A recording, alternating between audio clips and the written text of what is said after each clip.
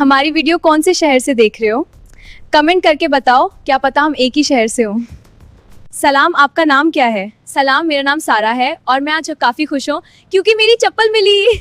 वाह, चप्पल मिल गई, कैसे? हाँ, कल से गम थी, मैंने सोचा शायद वो मेरा नाम लेकर वापस आएगी। बहुत मजे की बात है। अच्छा, स्कूल या कॉलेज जाती हो? स्कूल, लेकिन उस्ताद कहते हैं मेरी आंखें किताब में कम और मोबाइल में ज्यादा है। मजा आता होगा? हाँ, खास तौर पर होमवर्क का दिन भूल जाती हूँ। आपकी पसंदीदा डिश कौन सी है?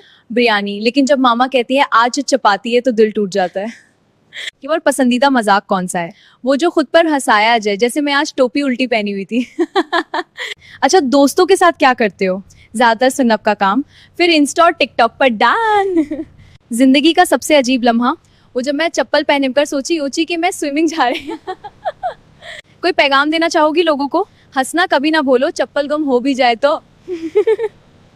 आखिर में हमारे YouTube वाले दोस्तों के लिए देखिए हंसी और सब्सक्राइब जरूर करें और हाय को शेहान ना भूलें।